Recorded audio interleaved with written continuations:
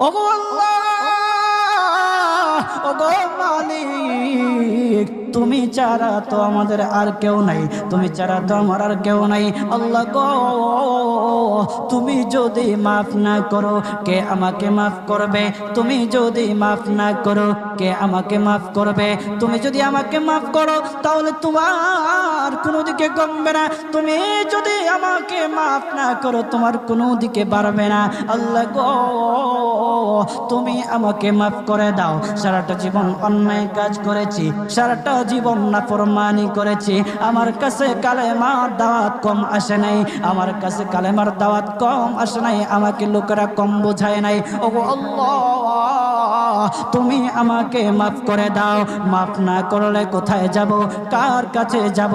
বাবা যখন মারে তখন মার কাছে আশ্রয় নেওয়া যায়, মা যখন প্রহার করে তখন বাবার কাছে